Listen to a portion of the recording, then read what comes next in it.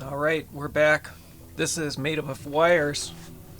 We've been decompiling Castlevania Symphony of the Night, and that's what we're going to continue to do today. If you want to know more about the Castlevania Symphony of the Night decompilation project, you can go to SOTN.z.dev, where you will find progress of several of the modules that have we started to decompile. Many of them are complete or on their way to completion.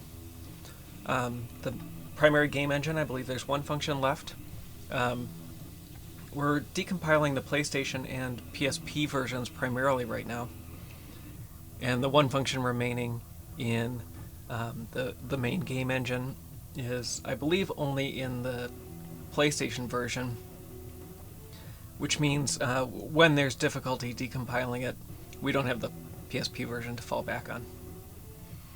The Richter program, when you're playing as Richter in the PS1 version of the game, is completely decompiled. And we've been working on weapons lately, and there are 7 weapon functions remaining to be decompiled, and we'll keep going down that trail today. And then several of the stages that get loaded, many are completely decompiled, or very close to being fully decompiled.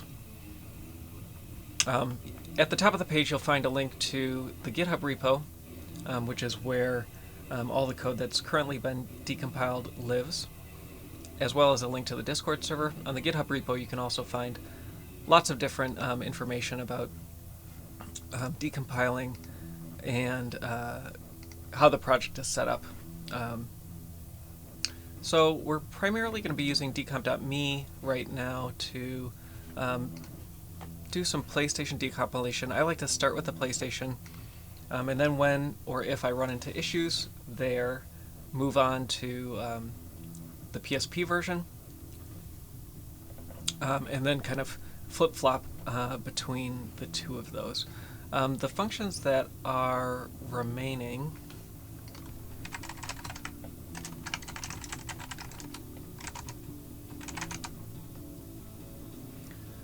are somewhat scattered. Weapon 30 has 2, and the remaining are just one-offs for each of the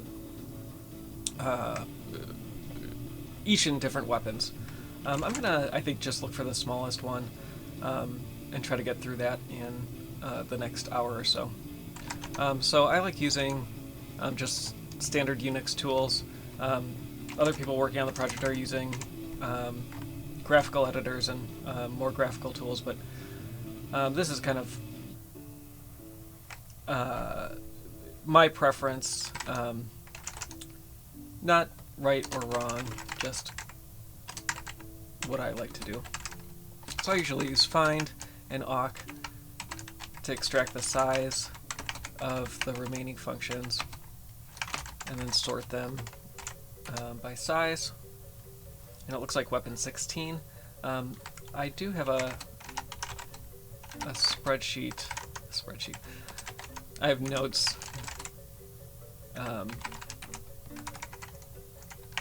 So there is a 98% matching decomp already. So let's look at that. Oh, and as usual, OBS has decided that it isn't going to update certain windows. So let me fix OBS. I didn't realize that these weren't updating at the start.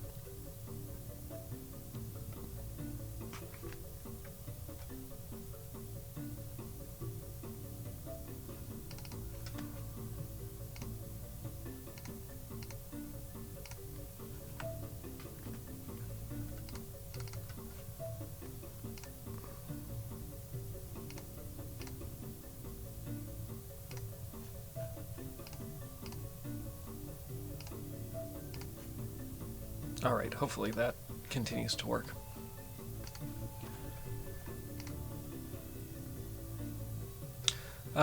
So in chat, Lilyflower648 says, Do you have plans for another game after this project? I have been thinking about, there's probably at least a year worth of work left on this project. So we'll be here for a while. And basically any free time that I have for programming or decompiling, I'm planning on spending here for a while. One game that received a PlayStation port, but also was back on 16-bit systems, and I'm just kind of interested in what that port looks like, is Earthworm Jim 2.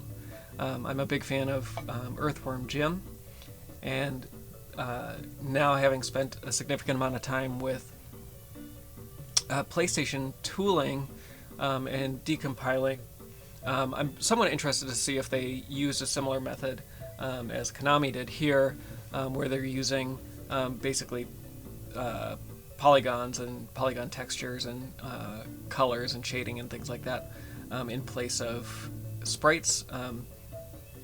My background in PlayStation programming is pretty limited outside of this, non-existent outside of this.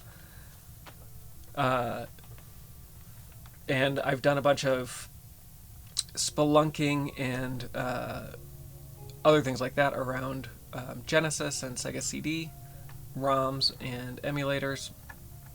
And so seeing a game like that was on those old 16-bit systems that has been ported to the PlayStation that doesn't necessarily have all the sprite functions that those older systems had, I think would be somewhat interesting to do. Plus, it's a game that I like and a series that I am a fan of.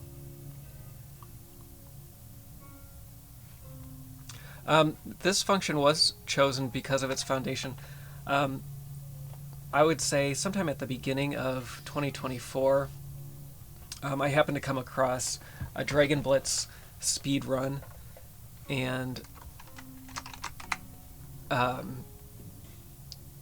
was kind of getting back into Symphony of the Night. Symphony of the Night is a game I found very late in life.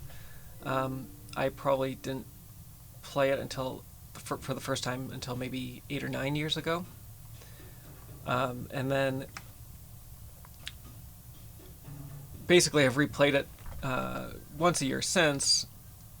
But then I found the speed runs and some of the things there. And that got me interested. That showed me that there was a randomizer for the game. And then from the randomizer, or I think some of Dragon Blitz's streams, he mentioned a decomp project. But how it wasn't kind of as far as what they needed for the randomizer. And so I looked it up, and it was still relatively early. It's been around for several years, but I think it was a project where I could contribute right away. And the first, I was actually mentioning this in Discord over the weekend, the first change that I made was to the utility that's used to extract files from the disk. And the reason was I like to rip all my own disks. I don't download them. I just take the ones that I own and rip them. And so my rips usually don't have the same structure. I tend to rip just single bin queues. And the way that the bin queue handling was working originally in the decompilation project, it expected a multi-bin queue extraction rip. And so I coincidentally, for Sega CD work, I had been doing a bunch of BinQ and ISO and all kinds of other work there, so I was familiar with those formats. And so I came in and kind of helped support non-standard rips that matched what I had been doing for my own library. All right, so let's look at this. So this is one Max Clark was working on. He's really close, and so I wasn't going to. Actually, looking at this, it looks like there's just a few things that there's a load here that has the wrong sign. So I'm not going to mess with Max's work. I'm going to let him finish that off. Alright, so then the next, going back over to the terminal, the next smallest is going to be 48.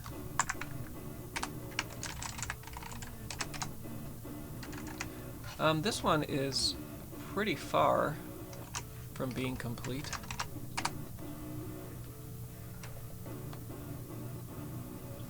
So this looks like my decomp. And this one doesn't look too bad. Famous last words. It looks like that I have this already at 88%. So let me see if I already have a PSP version of this. And I think this would probably be a good one to go with. Oh, is this one? Let me just make sure that this was actually one. Yeah. Yep, that is fine. Sometimes I don't rename the PSP versions correctly, and so then I have to go search for them. But we could probably start just here, and if we need to go to a PSP version, we can flip over. So I had done some work here already, possibly even earlier on the stream. I don't recall specifically weapon 48. Let's see what weapon that is.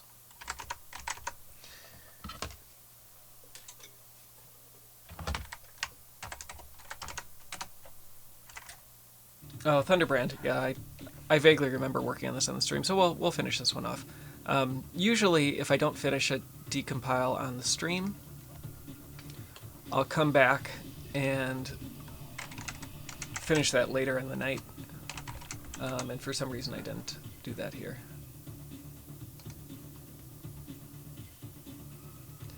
And I just want to refamiliarize myself with what this one is. So we've done Icebrand and a bunch of the other similar weapons, and so I might refer to those as well. Many times implementations of similar weapons are similar. Alright, so I can see several things that I'd like to clean up before we get going too far. Primarily these temporary variables. This is a little different from other decomps that I've done live. Usually I'll go through and I'll find the assembly, create a new scratch in decomp.me. In this case I had already done that. You can go watch many of the previous streams that I've done to go through those steps. In this case, this is mostly going to be finding those different unknowns that are preventing this from matching. And I think it'll primarily be spending time with the PSP version, but we'll have to see. So all these temp v zeros go away. So when you're starting a new scratch in decomp.me, you'll get a decompiled version based on the assembly that you provide.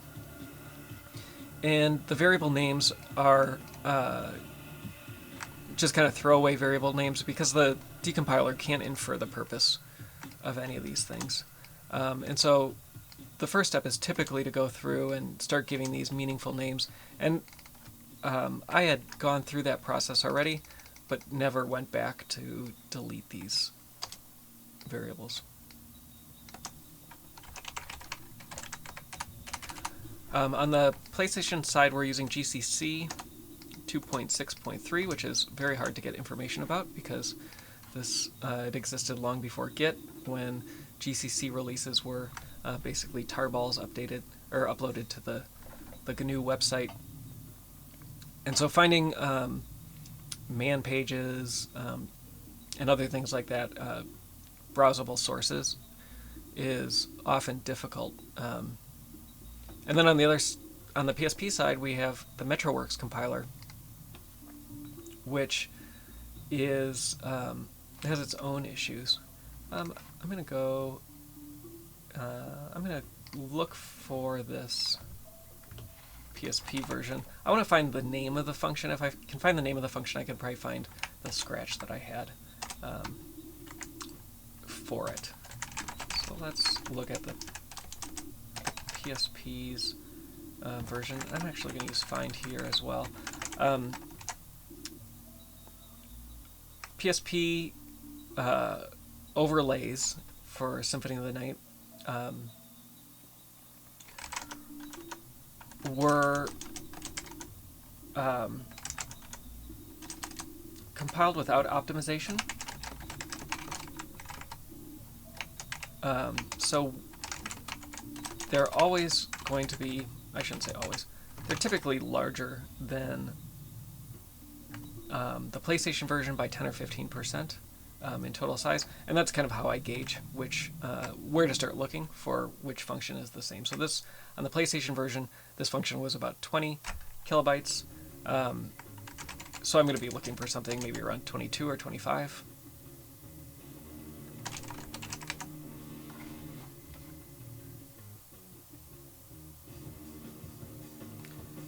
Hello, Mason Kenton.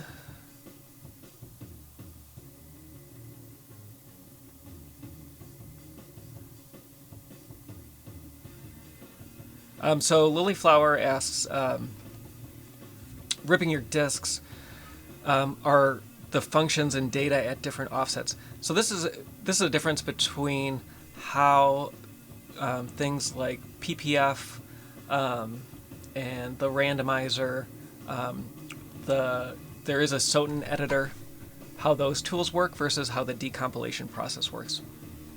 With decompiling, we're looking at the files after they've been taken off disk. The disk where this data is in a standard ISO 9660 file system. And so as long as the tools to extract those files understand ISO 9660, it doesn't matter what the offsets are in the file. And so when I rip, I use CDR DAO with lots of options to try to get as close to an exact copy of all of the sectors as possible. And what I've found, I think, is I often have data at the beginning of my bins that most rips don't have. And that data exists on a disk, and the CD-ROM will just skip right over that. And likewise, a properly written tool for reading bins and queues will skip over that and look for a synchronization block to determine where that sector boundary is. So when we're extracting, our tools do that just fine. When like the SOTN editor and the randomizer work, they're looking to modify specific places at offsets on the disk. They're not looking at the file system, so they're looking at a lower level than we look at in this project. And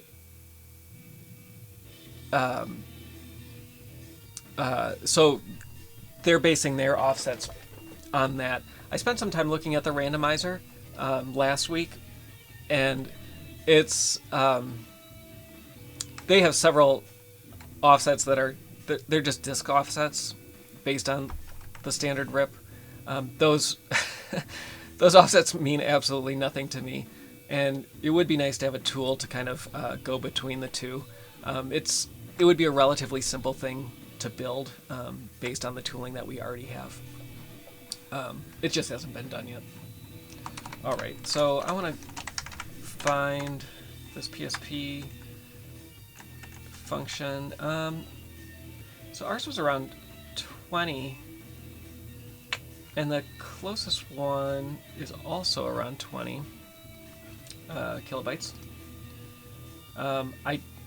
30 seems too big. Let me let me just look again to see if I have those numbers right.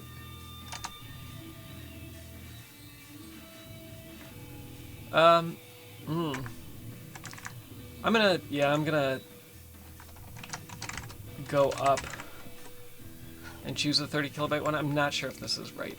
We'll see. I'm first gonna search to see if I have any scratches.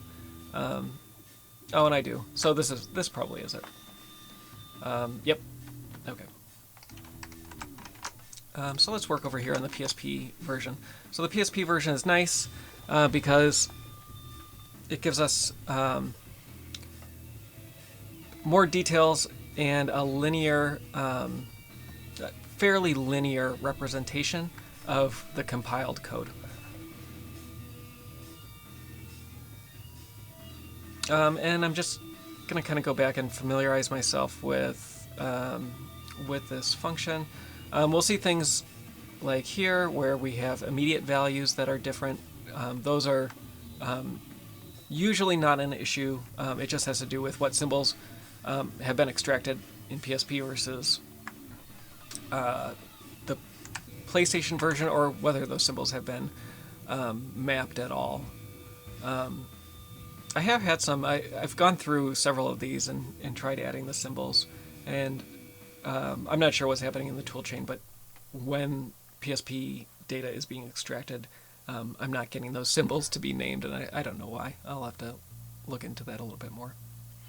So I'm not interested in these R values. Oh, help if I put the right window up.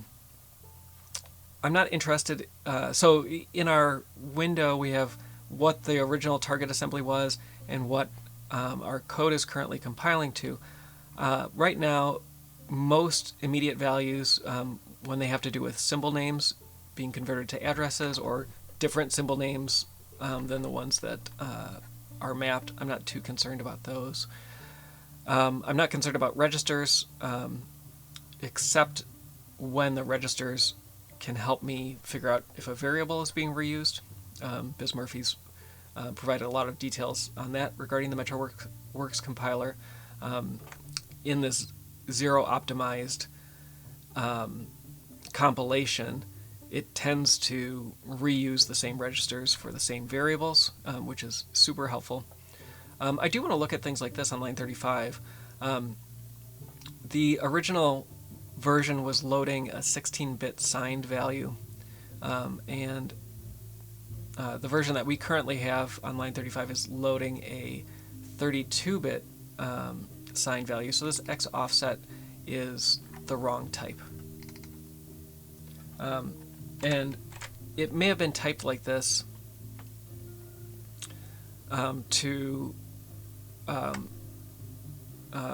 for some other instructions further down, and that likely just means either it's in the middle of some mathematical operation and the compiler decided to extend it to 32 bits in the course of those anonymous intermediate results, or there's another variable that needs to be introduced.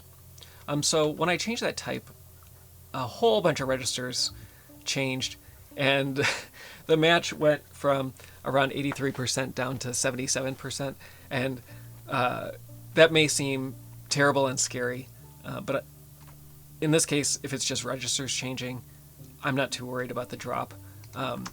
We can take that back over to the PlayStation version and see what it did there. And it actually helps quite a bit in the PlayStation version, so it's on the right track. The PlayStation version is compiled with O2 optimization, which is the standard optimization pass for most compilers. And so we get a lot of out of order execution. We get very different instructions than what we might think the code would be producing if we were just kind of reason about it. Okay, so then the next one I see here is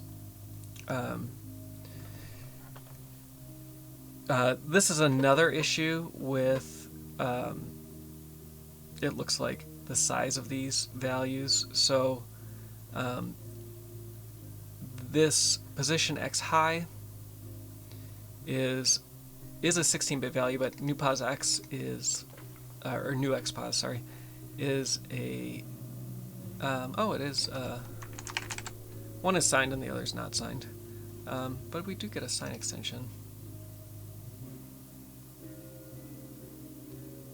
I would have expected that to function properly. So let's actually dig in a little bit and see what might be going on here. I'm probably going to rename some of these in a bit, but so in the original, we're loading a value at offset 50 in the stack pointer. We want to see if that's the same in all of these cases, and it is. So right now, we know that the stack is incorrect. There's 16 bytes that we're missing from the stack, or 4 ints. So what we have in the original version is this value is being stored back to the stack, whereas ours we're storing in S8. And we could look at this stack offset for E versus our S8 and see, are we using those in the same places throughout the function. And so there's some differences down here at the bottom, but otherwise it was the same. So let's look at, I saw one around here on line 51. So on line 51, we're kind of doing the same thing where we're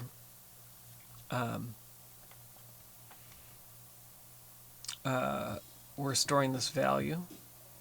And then down below, we diverge. So down around line 140, we're doing the subtraction, but that does not match with what the original was doing.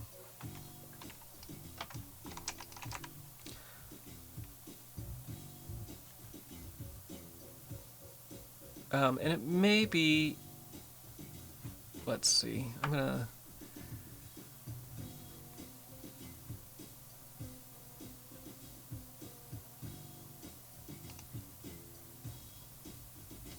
to try to rewrite this to ignore the X and the Y.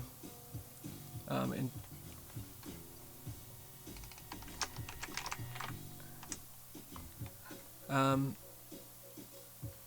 let's look here on line 145.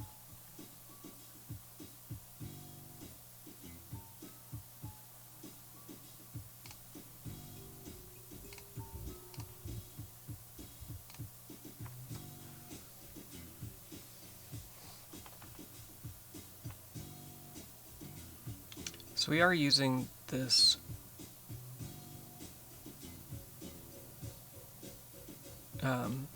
for our purposes. We need to track, yeah, S8.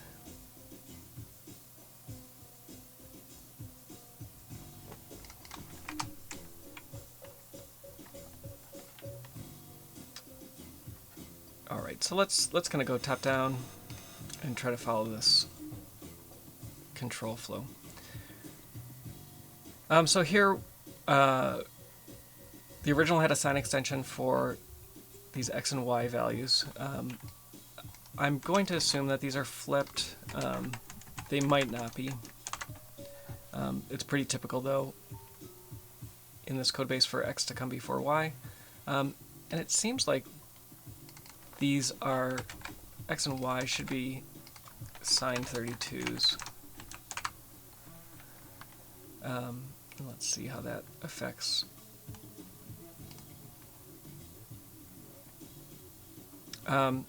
Okay, so these, I'm going to make another assumption that these are not actually being stored here, but rather they're intermediate values.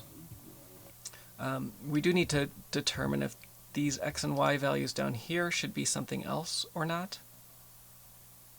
But to me this looks like these are just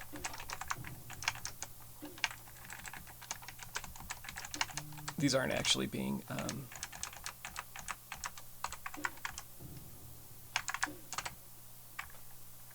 that okay, so that not happy about that.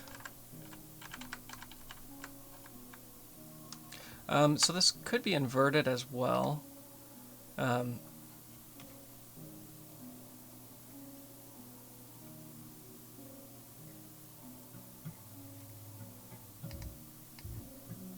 So Biz Murphy commented, looking at trying to determine what goes on the stack versus what gets placed in some of the registers. Yeah, that register pressure, the register allocation and packing is a huge research area for compilers, and basically one of the most complicated things that they do. You'd probably have to go look at what the state of the art was, circa 2000, and see what algorithms MetroWorks might have picked up.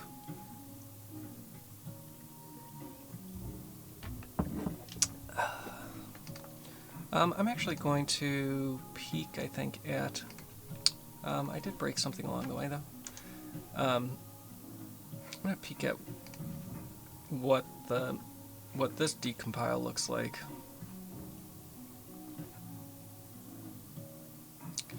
So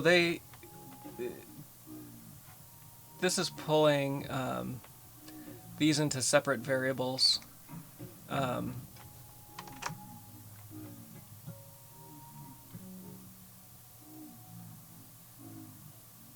And so I think that's probably a reasonable approach. This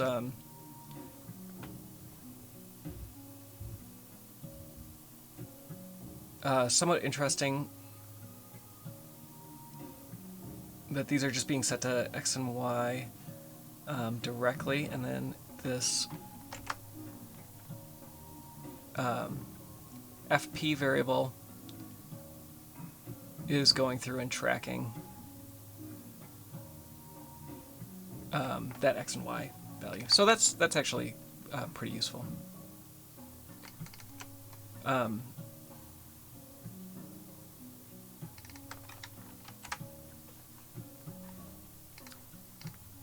And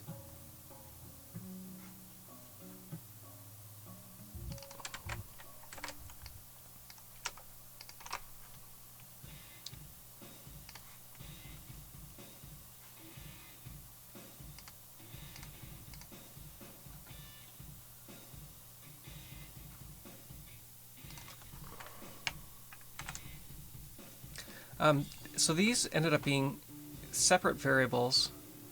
So I'm going to create another 2 here.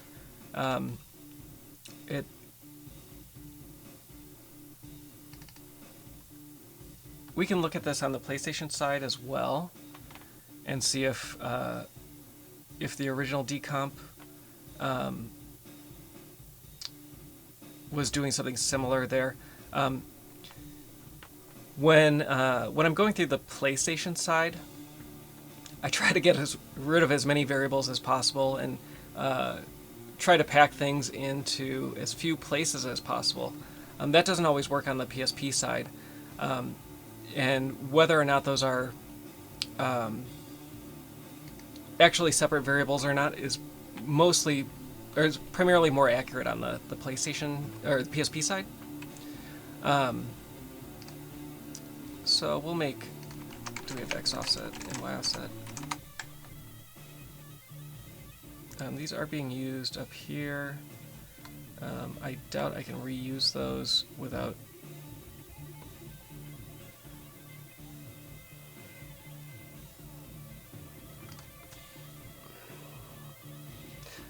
one problem as well on the PSP side is you don't want to give it the opportunity to reuse variables,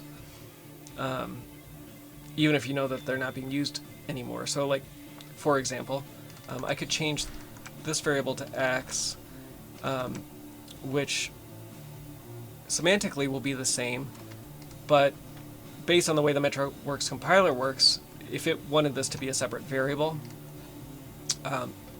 it will complain about the registers there. I'm going to reuse it down below. That will probably work on the PlayStation version. And then we can go clean up the PSP version after that.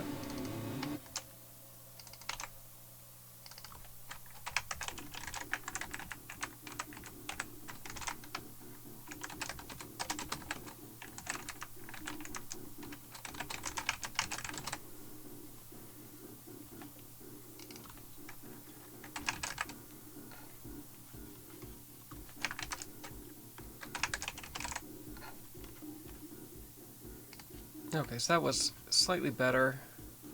Let's go back down and make sure that we're not totally breaking things.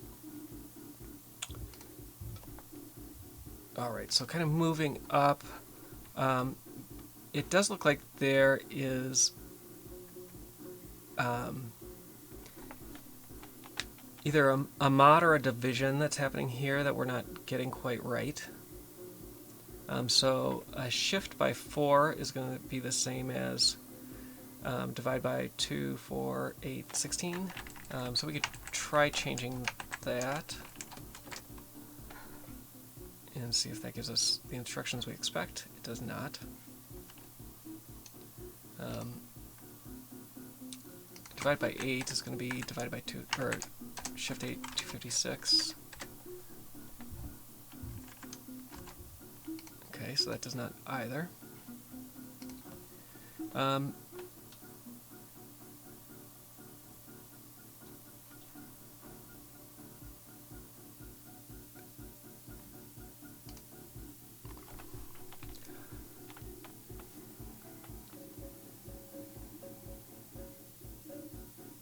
I may break this up into a few lines just to get the instructions right, and then pull them back into the same.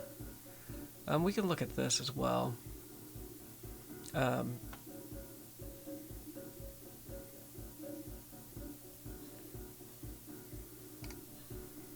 So we're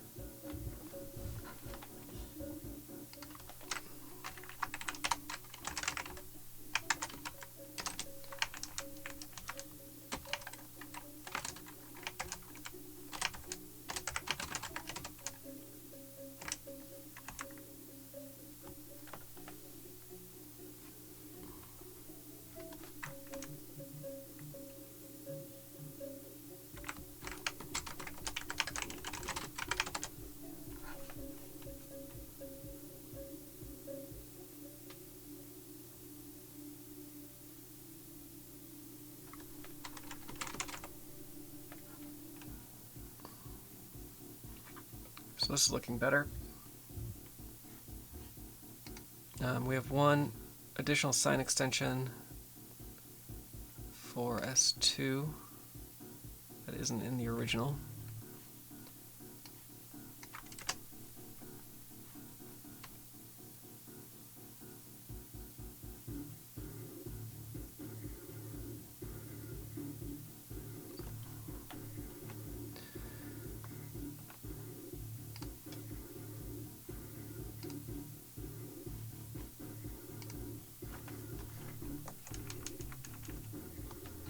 I'm going to peek at the decomp.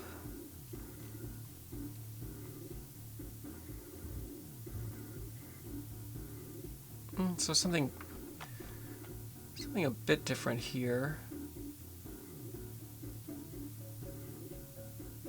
So they're not adding the 1.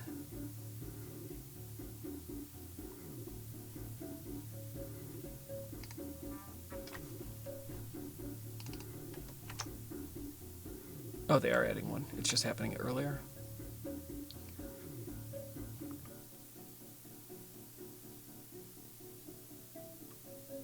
They're not, let's see, they're not doing the subtraction because that's happening already.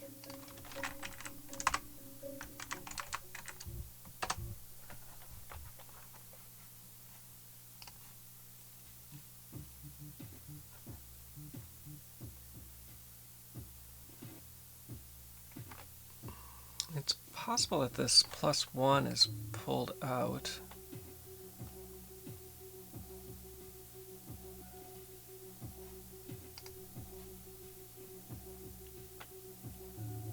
though it is repeated down here. And this up above, it's going to follow the same pattern, it appears.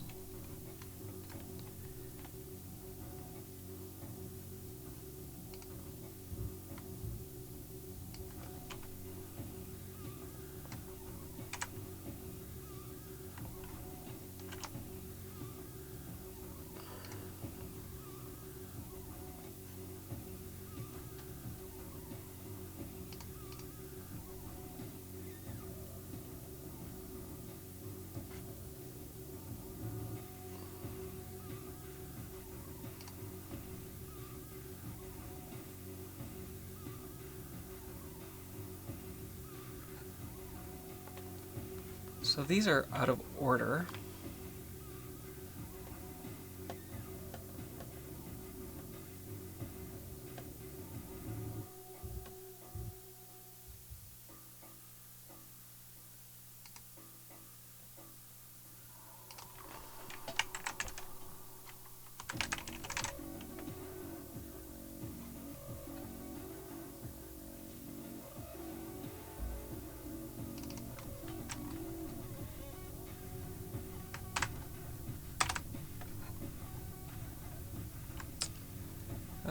I'm going to look at this again and try to track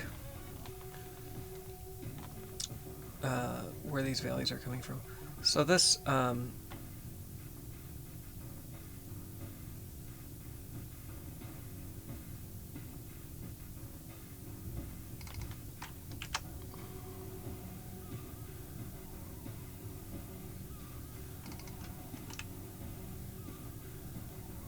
I see. So this seems correct, but it looks like it's not happening in the correct order.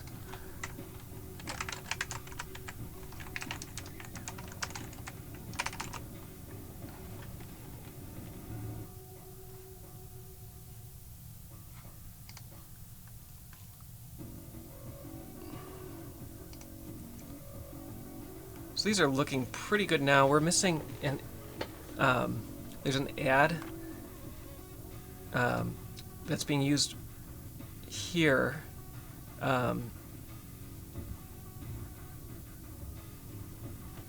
Let's try reordering these and see if that helps. That doesn't. I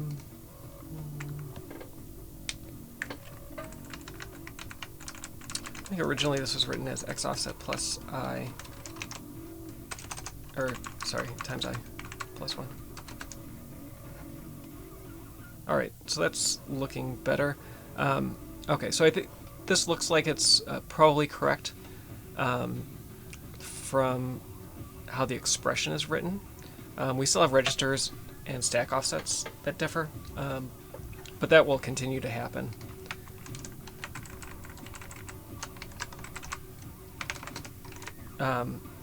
So why does this work? The way that the expressions are evaluated makes a difference. The math is the same and should work out to the same values regardless, minus maybe some precision. This one, let's see, I could.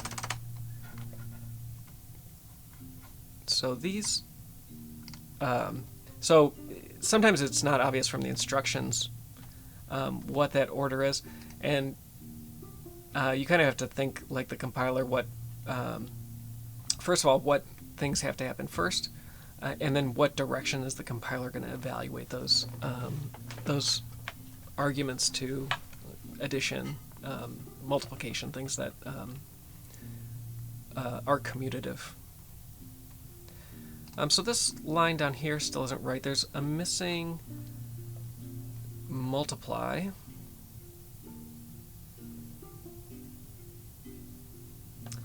And let's kind of pick out each one of these values. So we're loading the correct register to send to the sine function, and actually the original was cosine. We should look actually to see if that differs between the PlayStation version and the PSP version, because that's quite a big difference.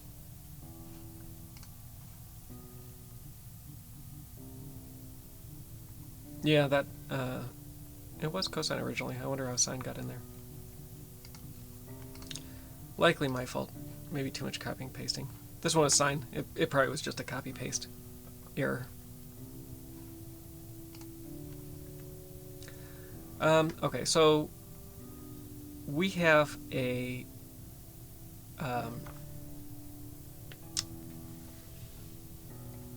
logical shift left.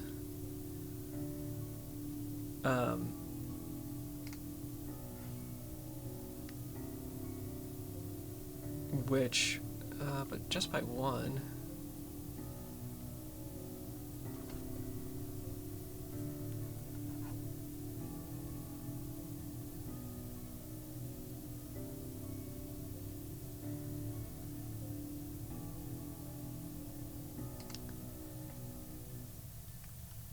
So even when you're working with non-optimized code, there still are certain tricks that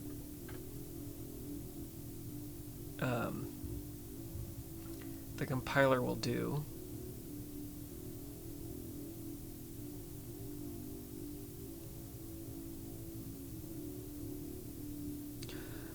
Yeah, and so Biz Murphy points out that there may be a constant value that is being stored in a variable,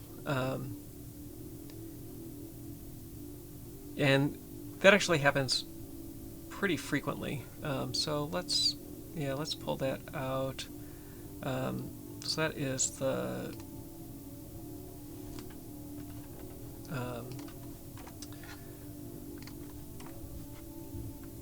is that the scale?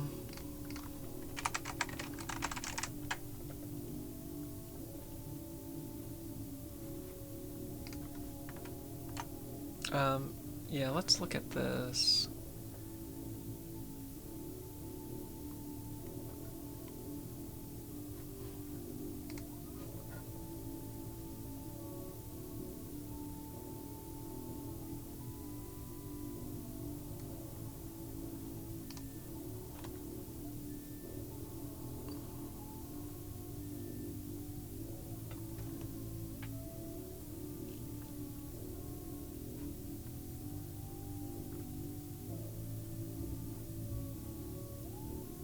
Where is this offset 44 getting stored? It is the 3. So, okay, up here, right around line 141, we're setting a 3. And then we're going to multiply by that 3, or that scale. And that should hopefully clean up the rest of this, and it does. Great.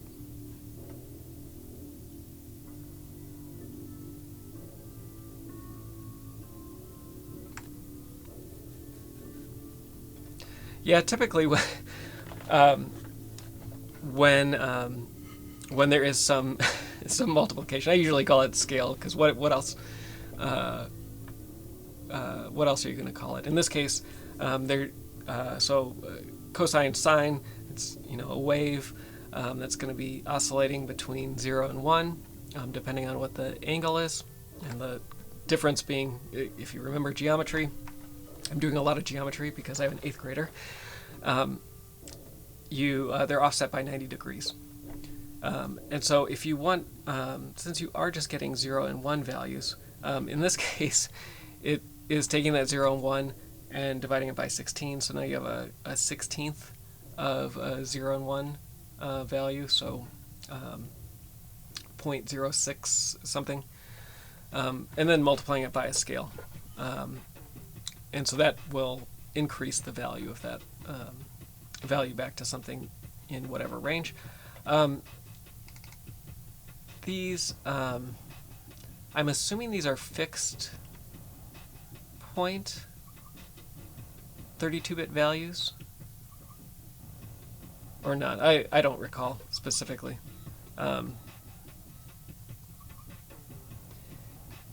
They may be, and then this fix 16. Is there a fix 16? So basically, it's taking the top 8 bytes or 8 bits of this. Which, if there is a fix 16, we don't have one defined. We could look at the. Let's look at the PlayStation SDK.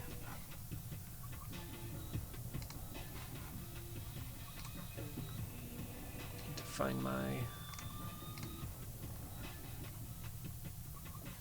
PlayStation SDK PDF. So we're making some good progress on this. That's good. I like that.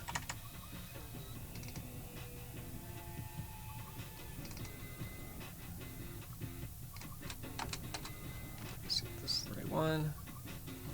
Not that one. This one here.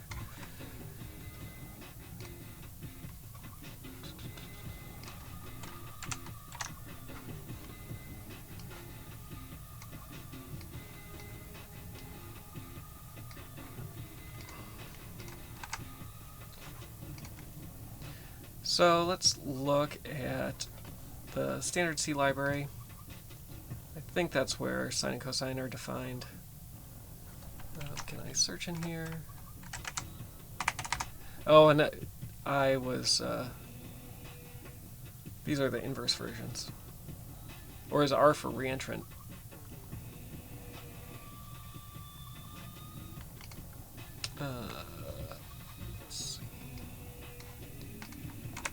For whatever reason, these PDFs are only semi-searchable. It would be nice to run these through something that OCR'd the rest of them.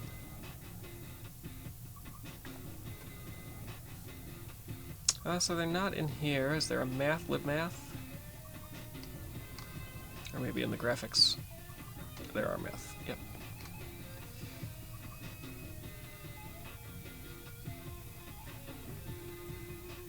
Oh, but the...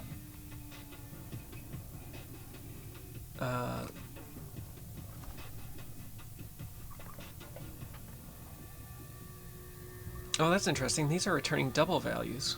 Huh. I did not expect that. There's not a lot of floating point on the PlayStation side, so maybe these are part of just the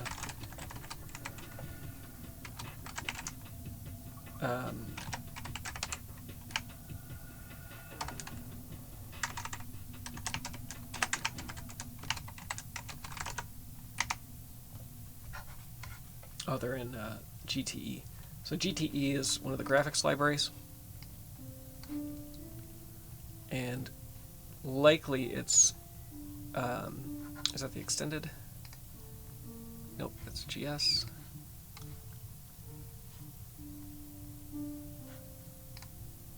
GTE basic geometry.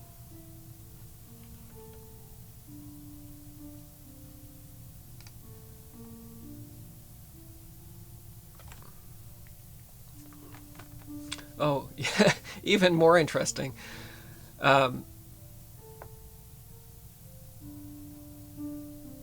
So our angle is 0 to 496, where 496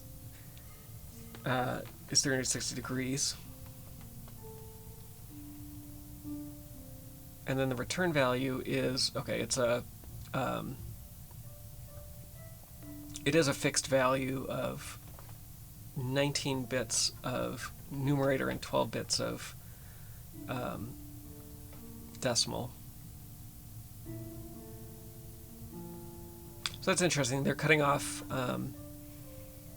8 of those bits of the decimal size, which is somewhat nice because then it can, or the fractional value of 12 bits. They can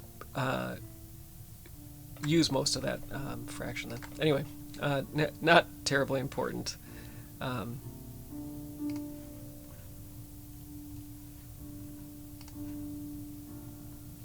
Alright, so we still have, not everything is perfect. We're missing a move. Is it possible that this is not a...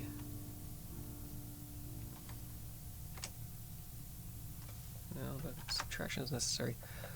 Okay, so we're moving. So S6 is our angle, I believe. Yes. We're taking the angle, sine extending it into S2, and then using S2 as our argument. It's odd that this is generating different instructions.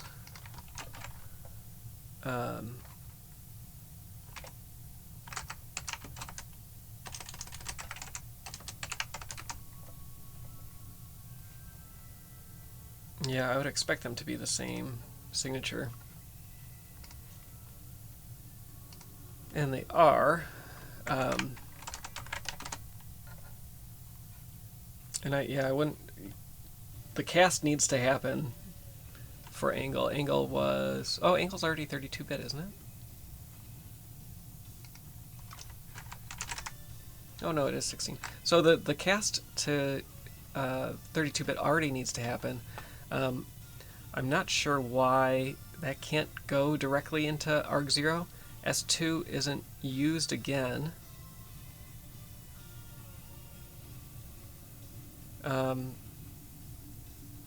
So I'm going to chalk that up to something else going on elsewhere. Oh, looking at here. So down here. Oh, this is I'm going to chalk this up to something else going on. Actually, no, it's not. It's the shift right. No, the return value of the sine function being. So this is just registers being mismatched. No issue here. A0 is being reused. Then so we have register mismatches. Not terribly concerned about that at the moment. When those registers get rewritten, I think this will probably fall out and be fine.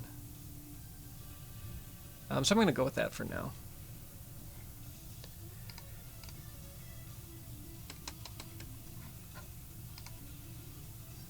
Okay, so kind of let's take this back over to the PlayStation version. So we're at 96. This is really close. There is some register mismatches here as well. Usually on the PlayStation version, I'm mostly looking to see, are these values being used the same way on both sides, even if they are? And sometimes that helps find places where maybe arguments are backwards, especially like doing an addition, for example. I see that here. Here on 156, there is this addition happening, but V1 and V0 are in opposite positions. So I'm going to switch those and see if that is what the problem is. Yep, it does look like it did, and that cleaned up a whole bunch on the PlayStation side. I'm going to take that back over. I like to keep these changes in sync as much as possible, and see if that affected anything over here. Not really. Let's undo that and see. It's odd that the MetroWorks compiler doesn't seem to be as affected by that. Where is that add? Is it this one down here?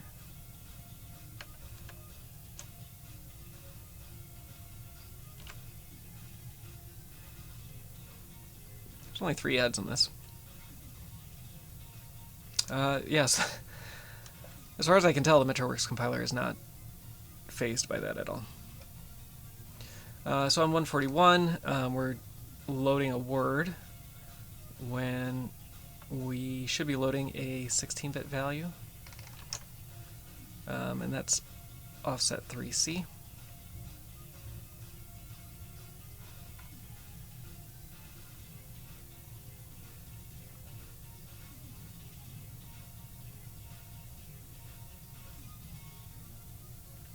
So that's new Y pause.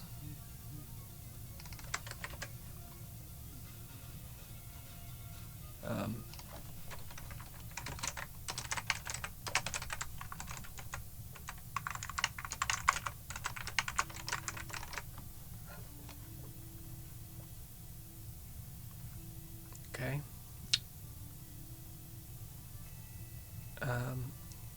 So occasionally, on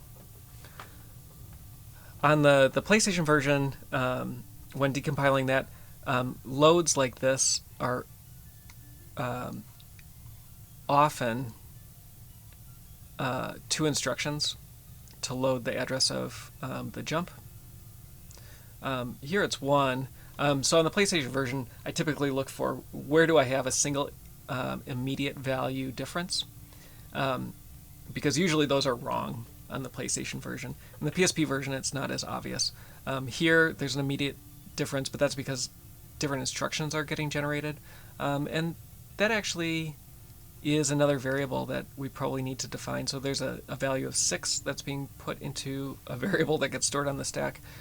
So we have to figure out where this 6 is being used and stick it in its own variable. And it's being used here. Oh no, I'm wrong. This is not being, no, this shouldn't be set.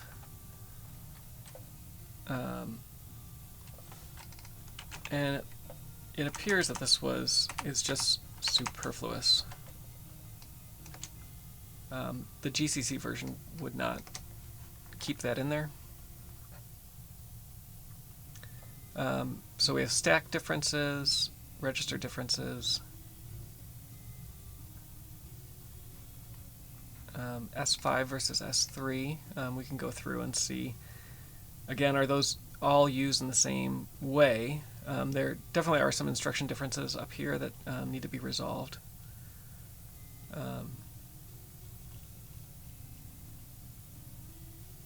So let's get into that. So up around line 64.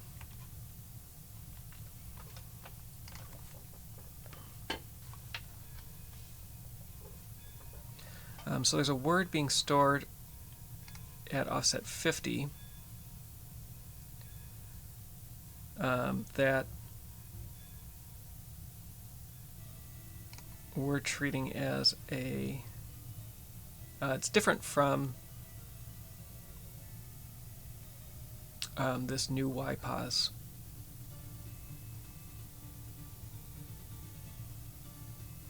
So we're doing the right thing on 49.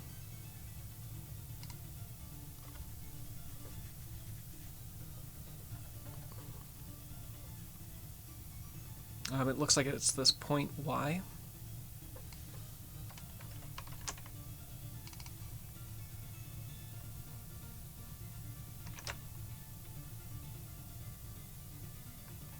Or not.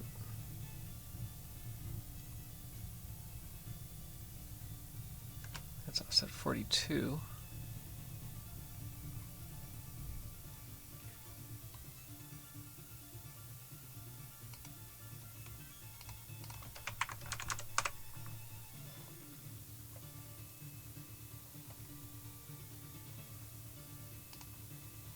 It looks like it's actually this.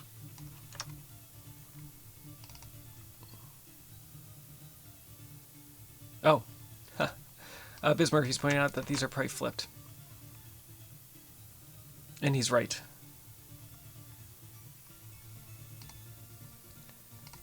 And, okay, so we have this logic is not correct. So this is an interesting thing.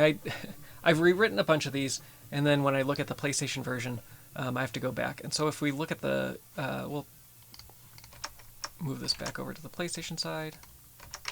If we look at the PlayStation side for this condition, so basically we're saying, are we between these two frames of animation for the weapon animation?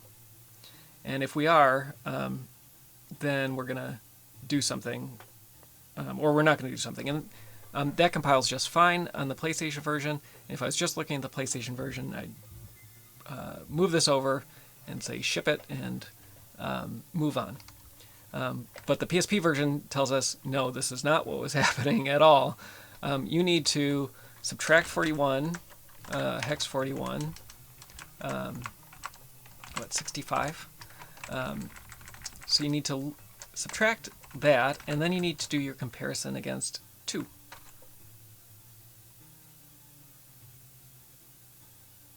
Right.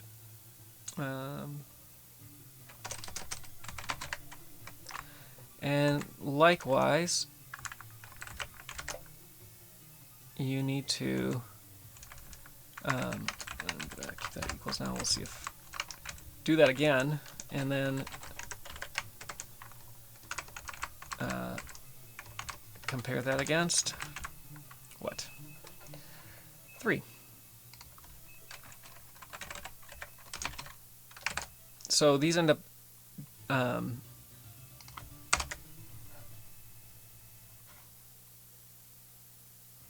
this cannot be right. All of the instructions are right, though. Are we really saying if it doesn't equal 2 and does equal 3, which would collapse to just equaling 3?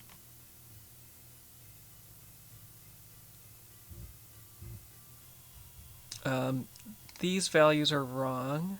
No, so that is not correct.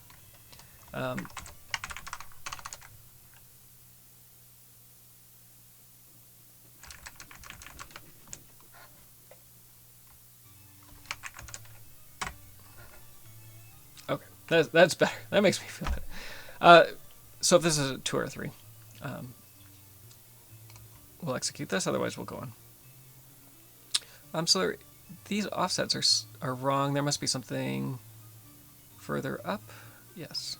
So up on line 42, we still have a issue. So the original version was looking for a sign less than 32.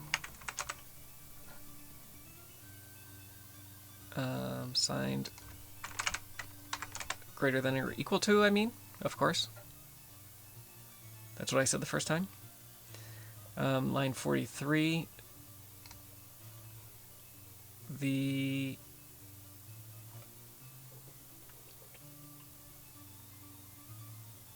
have our stack offset that's incorrect. Not concerned about that.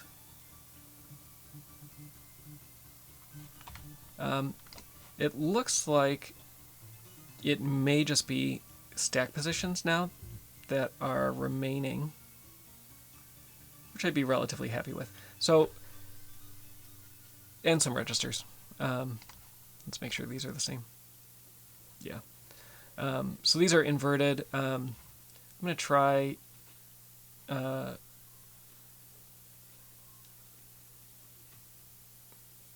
trick of reordering those, though. So odd. They're used the same way.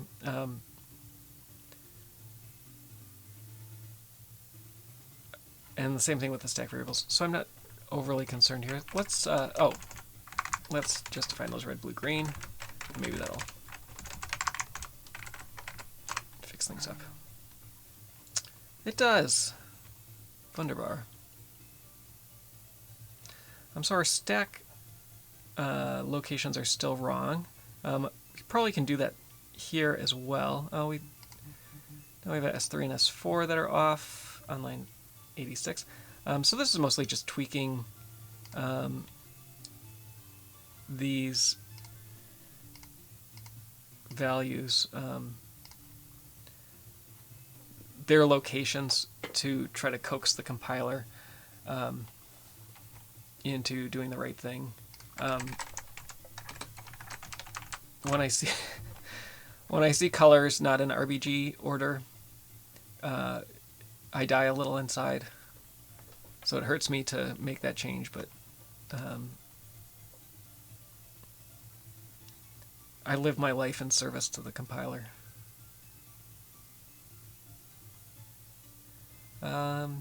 Okay, so we have all we're missing now is really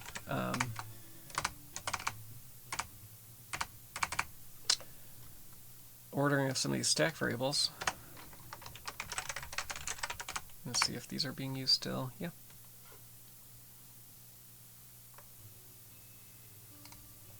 Oh, did I say red, red, blue, green? Red, green, blue, of course. Sorry. RGB for sure. This is what I meant by being upset.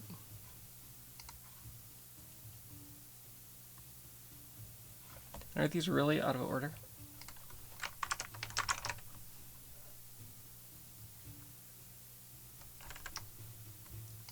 Oh, these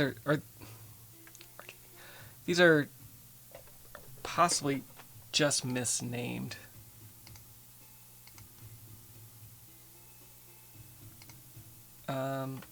Let's.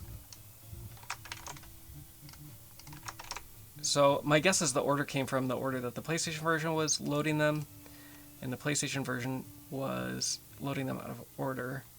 I want to make sure that these offsets are right. And what happens if we reorder these? It does break things.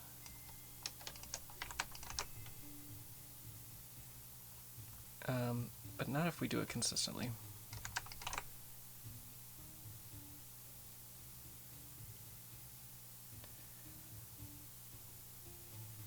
So then is this, are these offsets?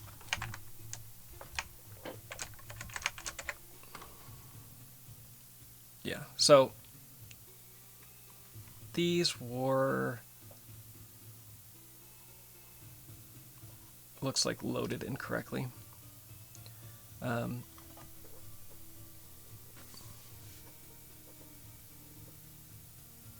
These are out of order though.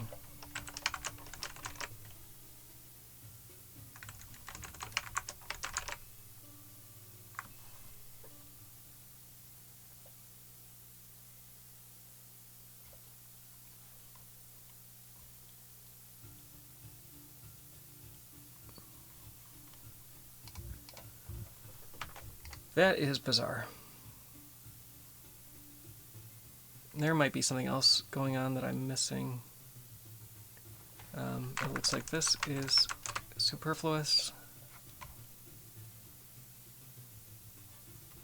145.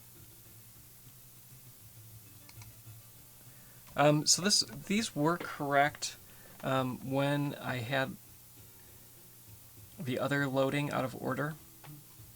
So I'm going to move those back to what was there.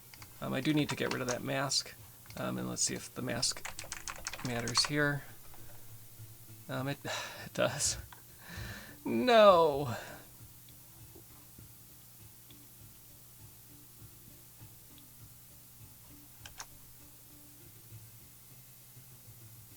Let's see if we can, instead of masking, cast to a signed 16 and get the mask for free.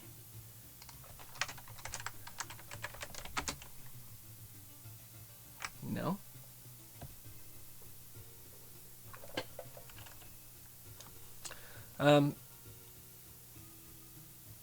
Yeah, that's a bummer. So we're gonna have to conditionally mask or not mask. Seems like a strange. There may be something else going on that maybe we don't understand.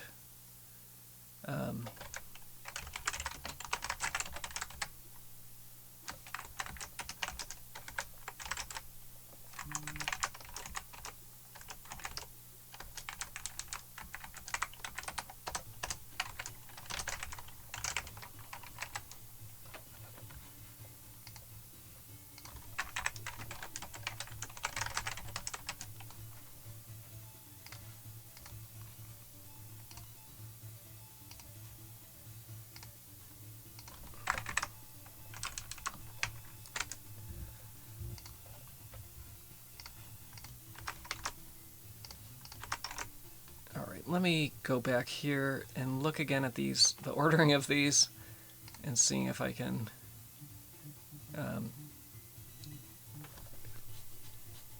reason about what might be happening. Actually, we could probably just take it over and compile it in and make sure that it works correctly. All right, so what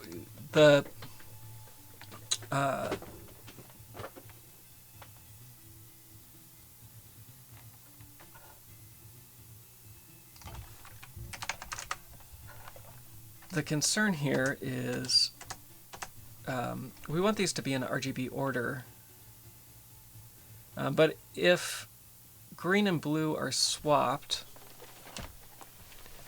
our offsets are going to be wrong. So I can put these out of order and fix the math. I would assume that these arrays are in RGB order as well. And then we reorder these as well.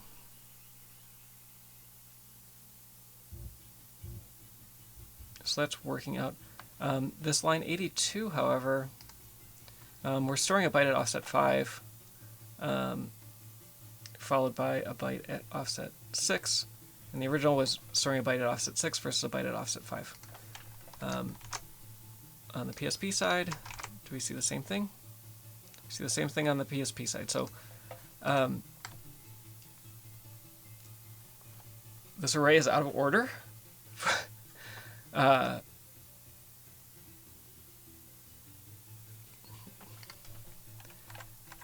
I said, live in service to the compiler. If this is what the compiler says is correct, who am I to judge? So there's registered differences down here on line 149. Yeah, because SOTN. I'm actually,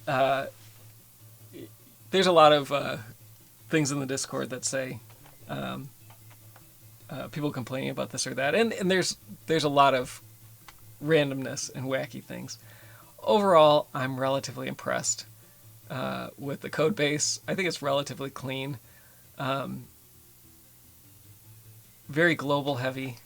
I think, I don't know, the working on a different in a different time at a different scale. I'm gonna try reordering. I know that on the PSP side I had those in the other order. It works better like this. It works better like that here too. All right, so there's still some stack differences on the PSP side, and that might be it. It looks like registers have cleaned themselves up. So I'm gonna attempt to reorder these variables on the stack. I hate doing this. I suck at doing this. But we're gonna see. So up here on line 25 and 27, params we have at offset 3C, but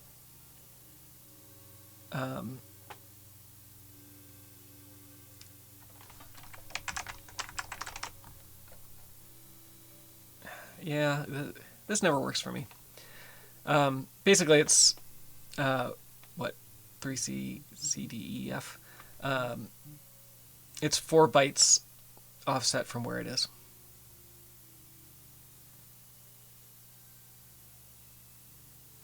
Okay, so Bismurphy's saying go through and mark their stack locations, and then order them based on that. I think that's fair.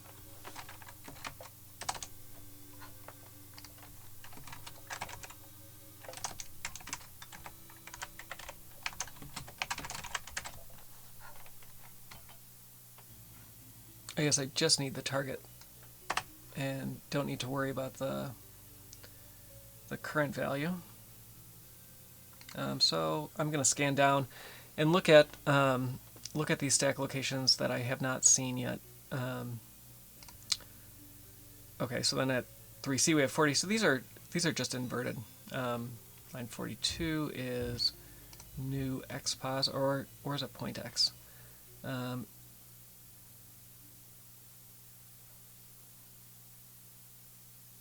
So we're loading new xpos is 4e.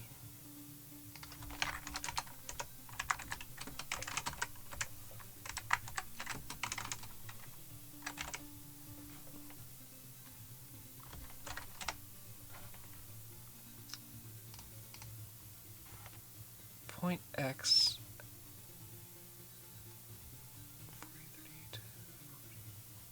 So that is going to be, the point is going to be at, no, not 40.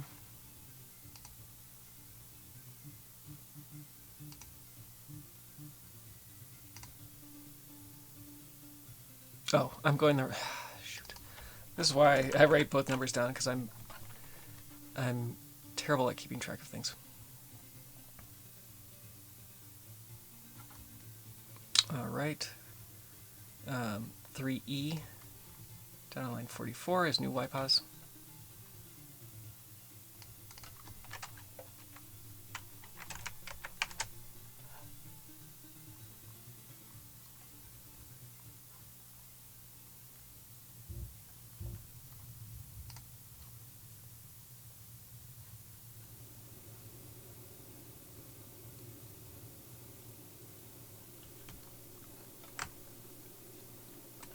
So let's try.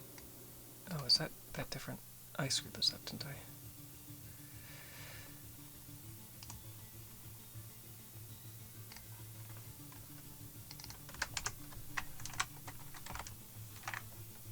One of the questions that I often asked in interviews when I was doing interviewing,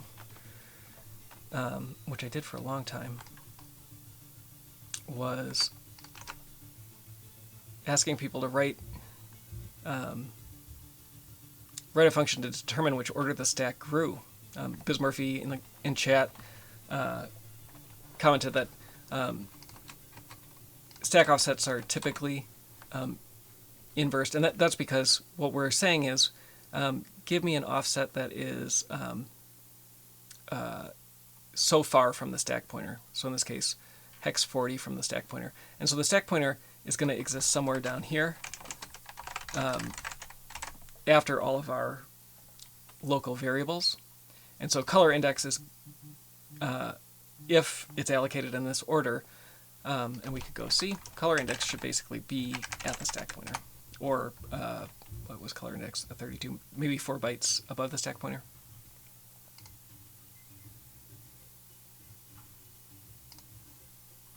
But no, it's 40 bytes away from the stack pointer. Hex 40.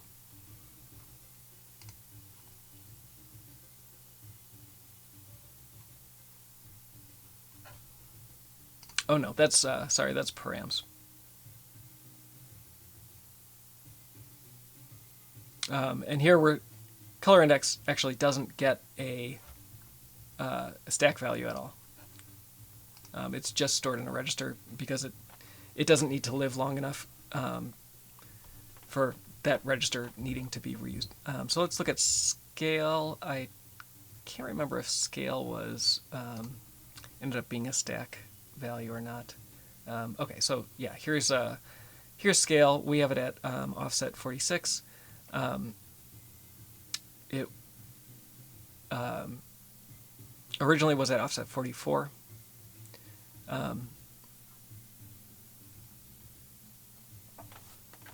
And so we can look at a couple of these other ones too. This, so we have 44, 46, 48.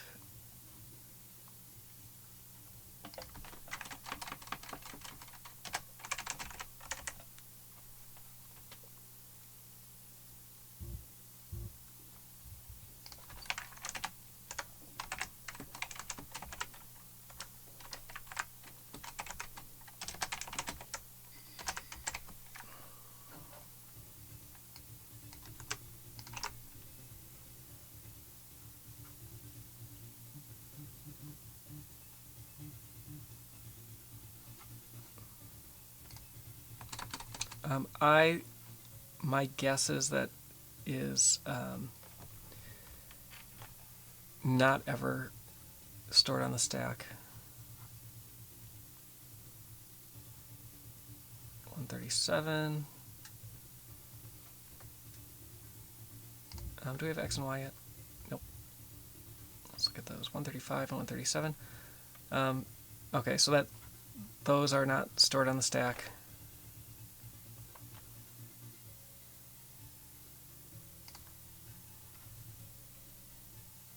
Um, 137 is Y offset. Did I get that? 48? Yes, I did. Angle.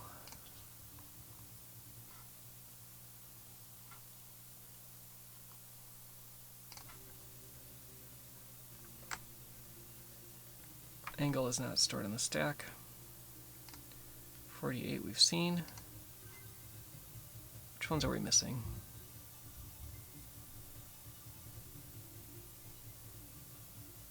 Anything in the 30s.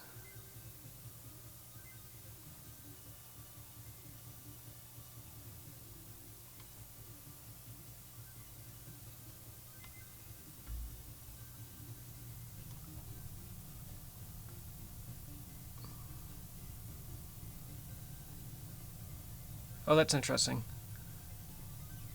So the comment being, sorting may be per variable type. That could be.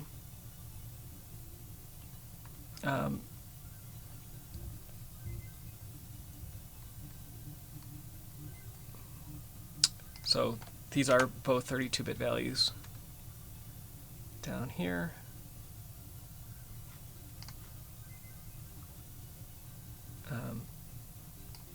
These are being used relatively early on. I'm not sure if the primitive,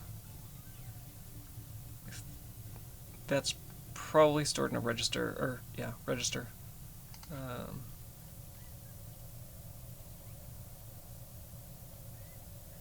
Yeah.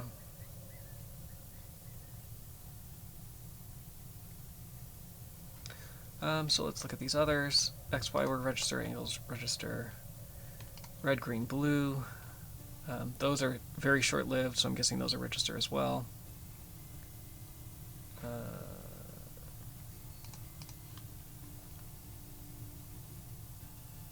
Yeah.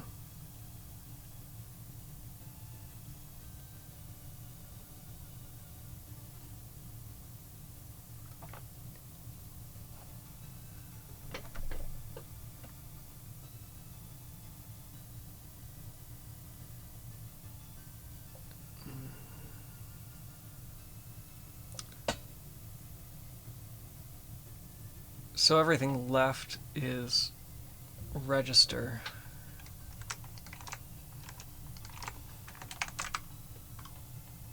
Oh.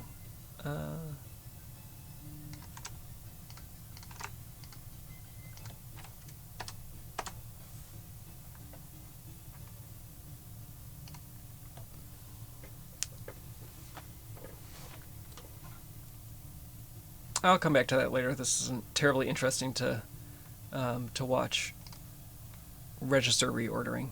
If it is, chat, follow, comment, whatever you need to do. I'm hoping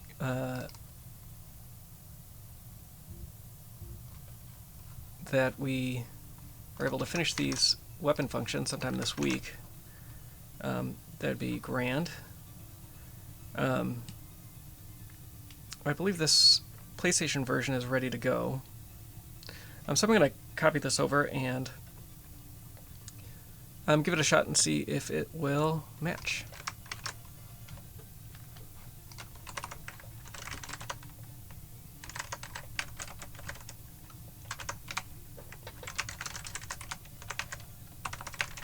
So I like to make sure that everything's building clean first. And it does match. Awesome. So now we're down to 6. Some work will need to be done. we're right at about an hour and a half, which is good, because that's basically where I like to cut it off. Some of the other things that I spent time doing at the end of last week is adding a linter for draw mode. So when we want to check in a draw mode where this is composed of various macros we have for different flags. So this is a bit field where or a set of flags that are defined by macros, and so we will build out these big OR statements that then get compiled back into this immediate value. And so I added a linter to go through and find all those immediate values and convert them so that I don't have to worry about that anymore, which is nice. I'm working on making that generic to support flags and draw flags as well, and hopefully I'll get that finished later tonight. That particular linter is written in Rust, which is a language I'm not terribly familiar with, and honestly find pretty ugly compared to a lot of other modern languages. But I'll go through and fix up those constants as well.